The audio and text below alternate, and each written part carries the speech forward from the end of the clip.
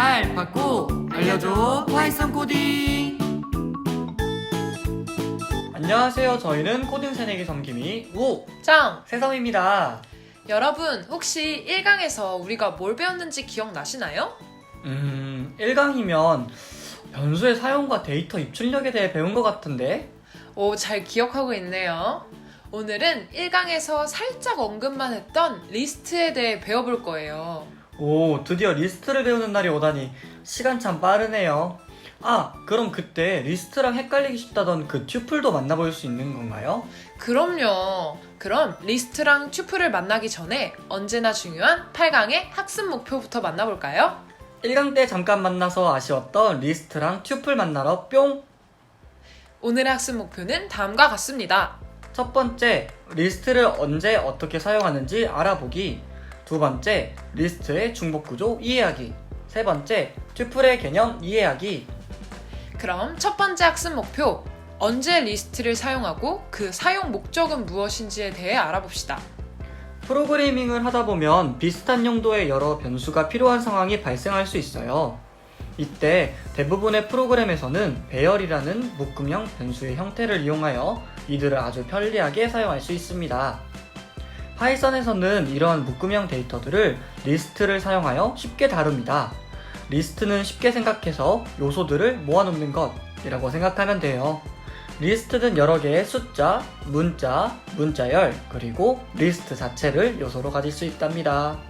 역시 말로만 설명하면 어떤 때 비슷한 용도로 여러 개의 변수가 필요한지 감이 잘 안 오죠? 그럼 우리 예시를 통해서 리스트를 언제 사용하는지 살펴볼까요? 예시로 5개의 정수형 변수를 만들어 숫자 5개를 입력받아 그 합계를 계산해 봅시다. 우선 리스트를 생각하지 않고 지금까지 우리가 배운 방법대로 한번 코드를 짜볼까요? 짠! 사진에서 보이는 것처럼 코드를 짤 수 있는데요. 우리는 sum이라는 합계 변수에 우선 0을 할당하고 숫자를 입력받아올 때마다 sum에 입력받은 숫자를 계속해서 더해주는 방법으로 코드를 짰어요. 그런데 위에 프로그램을 자세히 살펴보면 5개의 숫자에 관한 비슷한 모양의 구문이 반복되는 것을 볼 수 있습니다. 여기에서 입력받은 5개의 숫자를 위해서 변수를 리스트로 선언하여 프로그램을 변경해 볼까요? 오, 리스트는 대괄호를 사용하는 거예요? 네, 그래서 리스트를 사용하기 위해 빈 대괄호를 num이라는 변수에 할당해주면서 초기화해줬어요. 이렇게 하면 num은 빈 리스트를 갖는 변수가 된답니다. 앞에 우리가 짠 코드랑 마찬가지로 총합의 값을 계산해야 하므로 sum을 0으로 할당해 줍시다. 그리고 for 반복문을 통해 0부터 4까지 총 5회 반복해서 5개의 숫자를 받아오게 해볼까요? 반복이 진행되는 동안 new num이라는 변수에 사용자가 입력한 숫자를 할당해 줄 거예요. 이때 input 구문에 이 부분 보이시나요? 이 부분은 지난 함수 강의에서 연습 문제 때 풀었던 부분인 것 같아요. 맞아요. 그래도 기억이 잘 안 나는 사람들을 위해 짧게 설명하자면 따옴표 안에 들어있는 %d의 값에는 따옴표 밖에 있는 %i 플러스 1에 해당하는 값이 들어간다고 생각하면 됩니다. 그런데 다음 줄 코드를 보니 num 뒤에 .append가 붙어 있는데 이건 무엇을 의미해요? 우리가 2강에서 내장 함수를 사용하고 싶으면 어떻게 한다고 배웠는지 기억나나요? 내장 함수는 마침표를 활용하면 된다고 배웠어요. 맞아요. 여기서도 리스트의 내장 함수인 append 함수를 사용해주기 위해서 num이라는 리스트 뒤에 마침표를 붙이고 append라는 내장 함수 이름을 붙여준 것입니다. append 함수는 괄호 안에 입력된 값을 리스트 뒤에 이어 붙여주는 역할을 해요. 이 경우에서는 num 리스트에 사용자가 입력한 숫자인 new num이 들어가겠죠? 이렇게 5번의 for 반복문이 끝나고 나면 num이라는 리스트에는 5개의 숫자가 들어가 있을 거예요. 그럼 지금까지 입력값만 받아왔으니 이제 sum 값도 건드려줄 차례네요. 그럼 이 친구도 for 반복문을 통해 5번 반복되니까 이제 sum의 값에 num 리스트 안에 있는 숫자들을 차례로 하나씩 더해주면 되겠죠? 그리고 리스트 안에 저장된 값에 접근하고자 할 때 리스트 뒤에 대괄호를 붙이고 그 안에 접근하고자 하는 값의 위치를 써주면 됩니다. 이 위치를 우리는 인덱스 값이라고 해요. 오, 그렇구나. 위치를 나타내는 인덱스 값. 정말 간단하네요. 그런데 여기에서 주의해야 할 점이 하나 있어요. 이 인덱스 값도 포문에서 사용하는 레인지의 값처럼 1부터 시작하는 것이 아니라 언제나 0부터 시작한다는 것을 잊으면 안 됩니다. 자, 그럼 이제 실행 결과를 함께 살펴볼까요? 앞에서 다룬 두 종류의 프로그램 구문은 동일하게 다음 화면과 같은 실행 결과를 보입니다. 그러나 두 프로그램의 차이가 있다면 두 번째 프로그램에서는 입력받은 5개의 숫자가 리스트 num에 한꺼번에 보관된다는 거겠죠?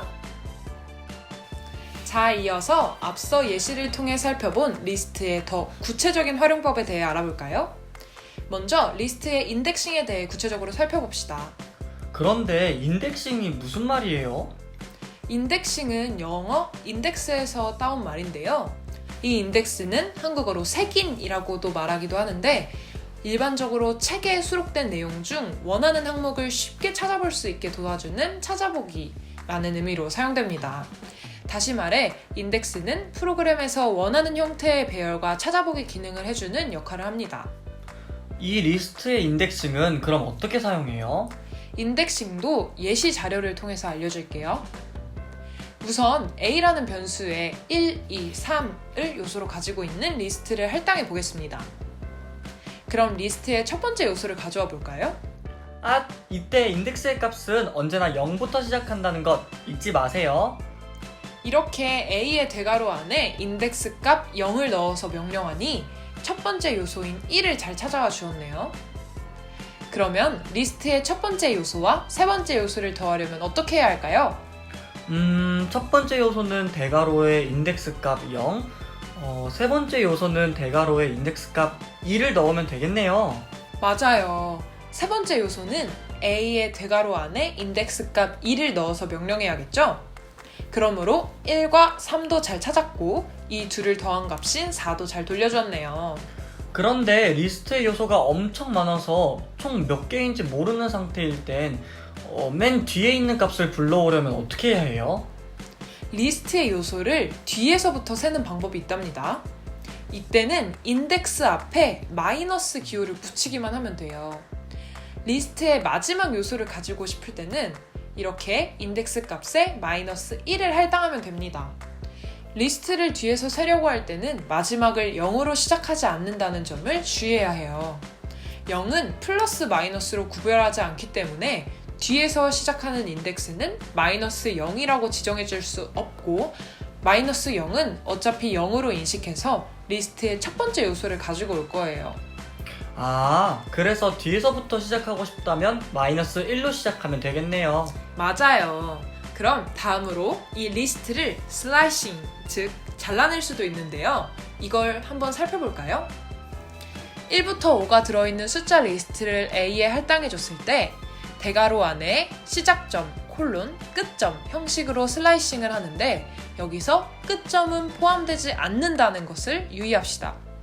따라서 대괄호 안에 0, 콜론 2를 쓰면 인덱스 0부터 인덱스 2를 포함하지 않는 범위를 의미하기 때문에 인덱스 0과 1인 첫 번째 숫자와 두 번째 숫자, 즉 1, 2를 선택해서 가지고 옵니다. 이 부분은 헷갈려서 잘 외워두지 않으면 실수하겠어요. 지금은 처음이라서 조금 헷갈리겠지만 우리에게 지금 더하기가 익숙한 것처럼 이런 구조도 익숙해지면 저절로 쉬워질 거예요. 자, 그러면 다시 돌아와서 이 슬라이싱은 문자열에서도 적용이 됩니다. 이번에는 A에 1, 2, 3, 4, 5라는 문자열을 할당해 주었어요. 그리고 똑같이 슬라이싱을 해보면 앞에 두 숫자인 1, 2가 출력됩니다. 와, 정말 문자열도 인덱스를 이용하여 슬라이싱 할 수 있네요. 이 둘의 차이가 보이시나요? 숫자 리스트는 값이 대괄호가 있는 숫자 리스트로 나오고 문자열은 그냥 문자 그 자체로 나온다는 것도 알아두세요.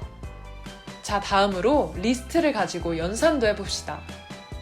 리스트끼리 더하게 되면 여기 보이는 것처럼 앞에 리스트 뒤에 더해준 리스트가 합쳐져서 만들어집니다.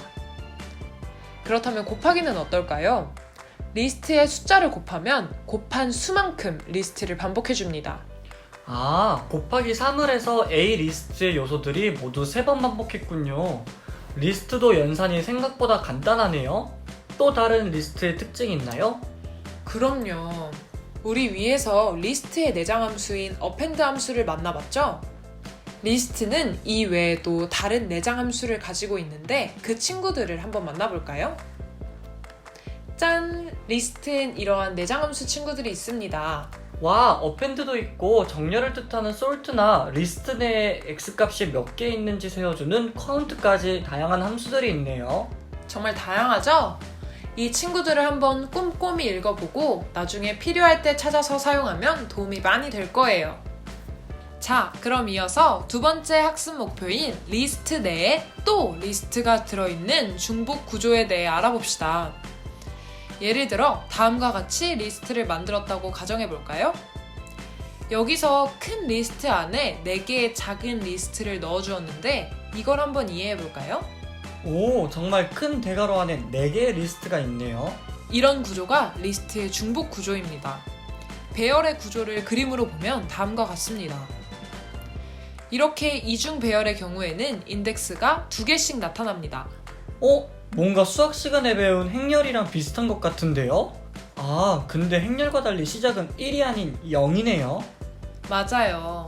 자, 여기서 반복문을 사용해 위 리스트에 값을 넣으려면 어떻게 해야 할까요? 우선 다음과 같은 방법을 생각해 봅시다. 위 구문을 자세히 살펴보면 우리가 배운 리스트의 내장 함수 append를 사용해서 줄마다 3개의 요소를 갖는 작은 리스트들을 넘버 리스트에 추가하고 있음을 볼 수 있어요. 그리고 작은 리스트는 각각 1, 4, 7, 10으로 시작하는 숫자 3개로 이루어지고 있죠? 그러므로 이 친구들을 반복문을 사용해서 처리하려면 다음과 같이 하면 좋을 것 같아요. 1부터 11까지 3씩 증가하는 숫자들 중, 즉 1, 4, 7, 10에 대해 반복을 진행하도록 포문을 정의해 줍시다. 그리고 이 포문이 반복하는 동안에 작은 리스트를 초기화시켜주고 그 작은 리스트에 3개의 숫자를 넣도록 반복문을 다시 한 번 더 작성해 줍시다. 이 반복문이 진행되는 동안에는 작은 리스트 안에 요소들을 추가하도록 합니다. 그렇게 두 번째 반복문이 끝나면 만들어지는 작은 리스트를 넘버 리스트에 추가하도록 해주죠. 오, 이렇게 반복문을 리스트에도 쓸 수 있다니. 그런데 이 방법 말고 다른 방법으로도 만들 수 있나요? 그럼요. 프로그래밍은 사람마다 같은 값도 다르게 코딩할 수 있어 다양한 방법이 존재합니다. 코딩 새내기 섬김이가 보여드리는 답뿐만 아니라 다양한 알고리즘의 방법들이 있음을 기억하고 스스로 순서를 만들어서 코딩하는 더 멋진 코딩 새내기 여러분이 되셨으면 좋겠어요. 자, 그럼 이번에는 작은 리스트들을 만들어서 사용하지 않고 직접 넘버 리스트에 요소들을 추가하는 다른 방법을 보여드릴게요. 이렇게 하면 작은 리스트를 만들지 않고 바로 append를 해버려도 결과값은 똑같이 나오겠죠? 이렇듯 본인이 더 편한 방법을 선택하시면 될 것 같아요. 그리고 반복문과 리스트를 사용하여 프로그램을 만들 때는 인덱스를 사용하는 부분을 꼭 정확하게 파악해서 프로그램에 적용하는 것이 중요해요. 인덱스 항상 유의하세요. 자, 그럼 마지막 세 번째 학습 목표인 리스트와 비슷한 새로운 친구 튜플에 대해 알아보고 리스트와 비교해봅시다. 오, 새로운 친구 튜플이 리스트와 어떤 점이 비슷하다는 거예요? 서로 같은 점이 있나요? 네, 리스트와 튜플은 모두 일련의 요소들이 순서대로 나열된 데이터 타입이에요. 어떠한 데이터 타입이든 요소로 저장하는 것도 가능하죠. 심지어 인덱스를 사용해서 각 요소에 접근하는 방법도 리스트와 같답니다. 와, 진짜 서로 비슷한 것 같은데요? 그런데 어떤 차이점이 있어서 서로 구분해서 사용하는 거예요? 이 둘의 가장 큰 차이점은 바로 리스트와 달리 튜플은 대괄호가 아닌 소괄호를 사용한다는 것이에요. 그리고 리스트는 인덱스로 접근해서 값을 변경하도록 명령할 수 있으나 튜플의 경우에는 한 번 지정된 값은 수정이 불가능하답니다. 튜플은 한 번 지정하면 수정을 못하다니. 리스트와 엄청나게 큰 차이점이네요. 자, 먼저 튜플이 어떻게 사용되는지 살펴볼까요? 우선 튜플은 앞에서 말했다시피 소괄호를 사용해요. 그런데 처음 변수의 값을 할당할 때에는 생략해도 된답니다. 또한 t_n의 튜플을 보면 튜플 값으로 문자, 숫자, 튜플 모두 받을 수 있음을 확인할 수 있을 거예요. 오, 리스트와 비슷한 점으로 다양한 데이터 타입을 요소로 가질 수 있다는 말이죠? 맞아요. 그런데 튜플을 정의할 때 꼭 조심해줘야 하는 것이 있답니다. 바로 하나의 정수를 요소로 넣을 때인데요. 예시를 통해 한번 볼까요? n1과 n2를 주목해주세요.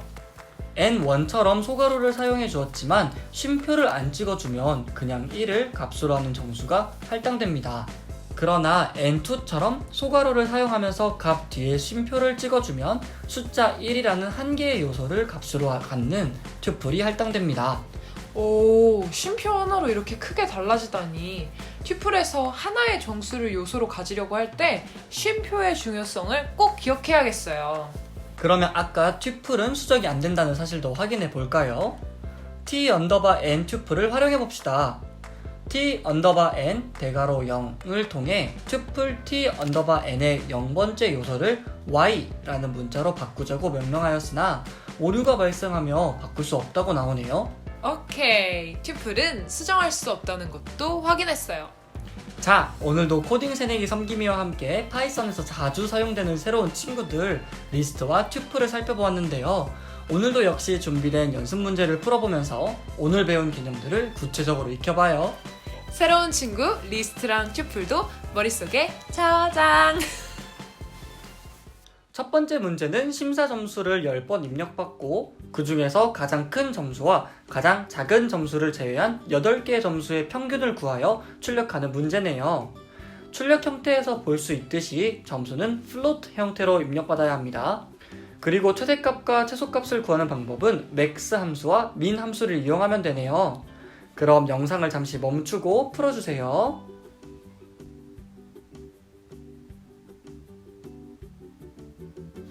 자, 이제 한번 풀어볼까요?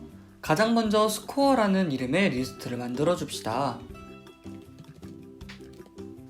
다음에는 사용자로부터 반복하여 심사 점수를 입력받고 입력받은 점수가 최대값, 최소값인지를 구하는 반복문을 만들어 볼게요. 반복문은 10번 반복해야겠죠? 입력받은 숫자가 할당되는 new_num 변수는 정수형이 아닌 실수형, 즉 플로트형으로 형변환을 해주어야 한다는 점 잊지 마시고 플로트로 인풋 함수를 꼭 둘러줍시다. 이때 형식 지시자인 %d 를 쓰는 방법은 익숙하죠? 이렇게 만든 new_num 변수는 반복문이 반복될 때마다 새로 입력되는 값이 할당되게 됩니다. 그래서 할당된 점수를 스코어라는 리스트에 따로 저장해 주어야 해요. 리스트에 새로운 요소를 덧붙여 주는 것은 내장 함수인 append를 이용한다고 했었죠? new_num 변수를 스코어 리스트에 요소로 넣어줍시다. 이제 최대값, 최소값을 알아내서 maxNum, minNum 이라는 각각의 변수에 할당해 봅시다. 점수를 한꺼번에 입력받는 것이 아니라 한 번씩 총 10번을 입력받는 것이므로 한 번에 최대값과 최소값을 알 수는 없겠죠? 그래서 조건문을 만들어 새로 입력한 점수가 스코어 리스트 내에서 맥스 값이거나 민 값이면 변수에 저장하게 하면 됩니다. 그 다음에 입력한 점수가 또 맥스 값이거나 민 값이면 새롭게 그 값을 할당하면 되지요.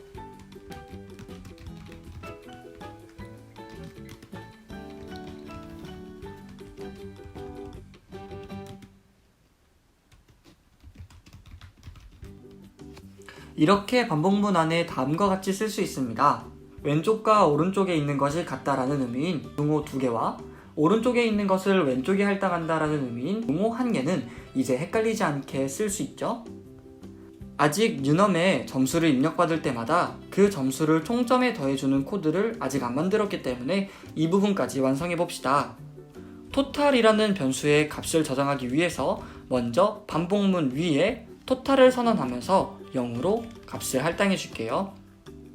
그리고 다시 반복문 안으로 돌아와 토탈에 계속 점수를 저장하도록 코드를 만들어 봅시다. 반복문이 끝났을 때, 즉 최종적으로 최대값과 최소값이 정해졌을 땐 토탈 값을 수정해 주어야겠죠? 이제 이 토탈을 활용하여 가장 큰 점수와 가장 작은 점수를 제외한 8개의 점수의 평균을 구해봅시다. 이제 이 평균을 출력 형태에 맞게 출력해 줄까요? 이때 여러분이 유의해야 할 부분이 있어요. 우리가 아까 점수를 받았을 때 플로트 형태로 입력받았었잖아요. 그러므로 평균 또한 플로트 형태로 출력해 주는 것이 좋겠죠? 지금까지는 정수와 문자열에 대한 형식 지시자로 %d와 %s만 썼었는데 플로트 형식은 %f로 쓴다는 것을 꼭 알아두세요. 출력 형태에서 볼 수 있듯이 평균은 소수점 첫째 자리까지만 나타나네요. 이렇게 소수점 아래 첫 번째 자리까지 구하고 싶으면 어떻게 표기해야 할까요? 바로 %.1f 이런 식으로 써줄 수 있습니다. % 뒤에 소수점을 찍고 원하는 자릿수를 숫자로 써준 뒤 f를 적는 방식이에요. 이렇게 쓴 뒤 에버리지를 써주면 되겠죠? 이제 자신이 원하는 제목으로 저장한 뒤에 F5를 눌러 작동시켜 볼까요? 출력 형태대로 입력해 볼게요.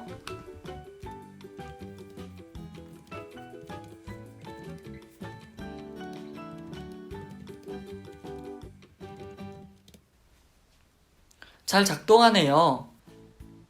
오늘은 새로운 친구 리스트와 튜플에 대해 알아보았는데 어땠나요? 연습 문제까지 다 풀어보면서 리스트랑 튜플을 배우고 나니 코딩을 할 수 있는 폭이 더 넓어진 것 같지 않나요? 우리 코딩 새내기 여러분이 만난 리스트와 튜플도 하루빨리 친해져서 코딩 실력이 더 성장했으면 좋겠네요.